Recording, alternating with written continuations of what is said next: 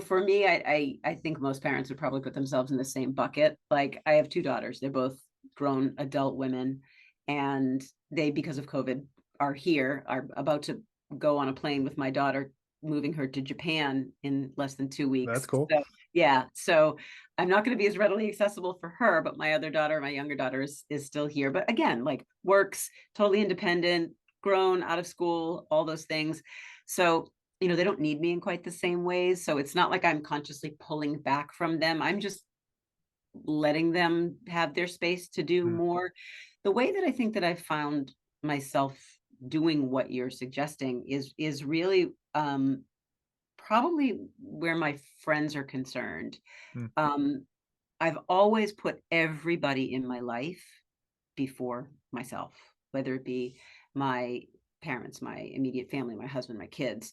And I would lump my friends right into that. And a very great friend of mine, my she's the contributing author on the book, the last book that I wrote. She's a psychotherapist here in Boston, Deb Gansenberg. She's famous for saying this. Like in every conversation, somehow she says this: when you say no to when you say yes to someone else, you're saying no to yourself. mm. And that has resonated in my head from the very first time she ever said that to me. And I think it was really her saying that as often as she did for all the time that we were like on the radio together and writing books together. I just really internalized that. Mm.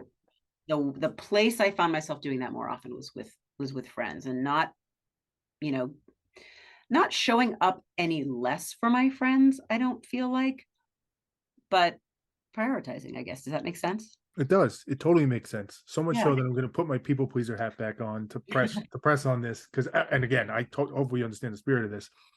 My people pleaser hat comes on, right? And I hear what you're saying, and the words make sense, and that phrase is the right phrase. Mm. But there's this voice in my head that's like, but that's what being a good person is. Like you be there for your friends. Like as soon as you pull back, as soon as you say that no, like you're missing the point of what it is to be a good person. And like there's an intellectual part of me that could speak back to that voice and be like, let's be reasonable here. Exactly as you're saying, you can't always give. You have to worry about yourself. Mm. But that voice comes back and is like, but what if this is that moment where your friend needs you? What if this is that moment where like, no, no, this is where you show up and show that you're the person you are? Mhm. And I struggle with that deeply still. And again, in the spirit of it, I don't know that you ever fully get over that, but like, does that kick in for you? Oh my God. Yeah. I mean, I have always been of that mindset. I am still of that mindset. Like it is some of the hardest work that I've ever done on myself to allow myself to step back in those moments where maybe I know, like without even thinking twice, I know that I've taken on too much.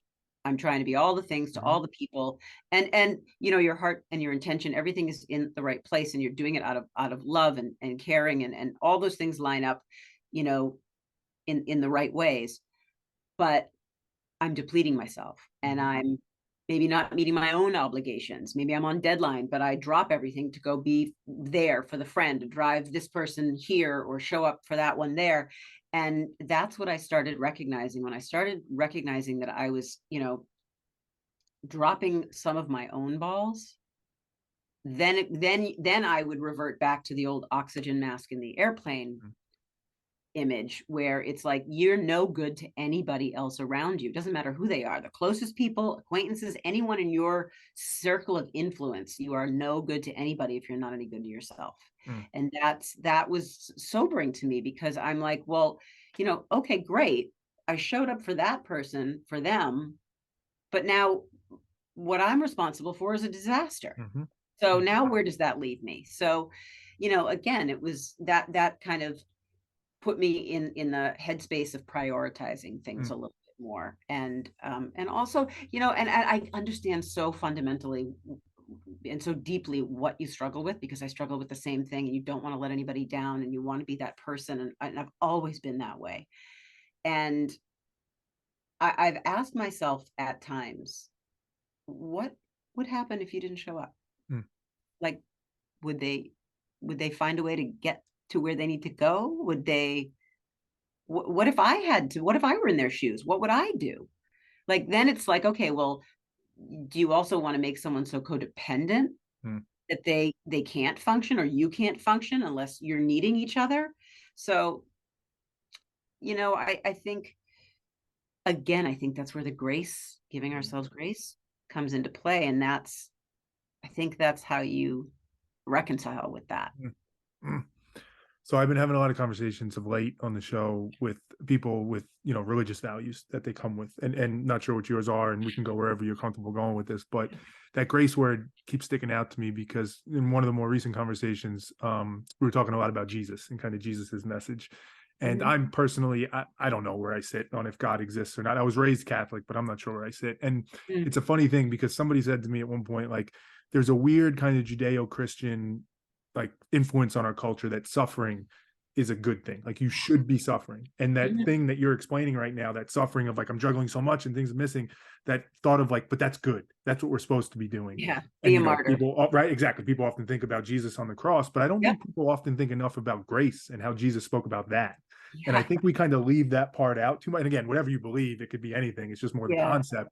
And it's a funny thing, that grace word, because we all throw it around. We all know it. We know what it is. But to Hmm. truly practice it, particularly for yourself, Yeah. it's easily one of the hardest things I've found to do. Oh, without a doubt. I mean, in terms of like religious beliefs and being able to connect with, um, with that the word martyr. I mean, I'm Jewish. My family's raised Jewish. We have the whole guilt side. Mm, We have got the whole Jewish guilt piece that's hardwired into our DNA. So, you know, and it's that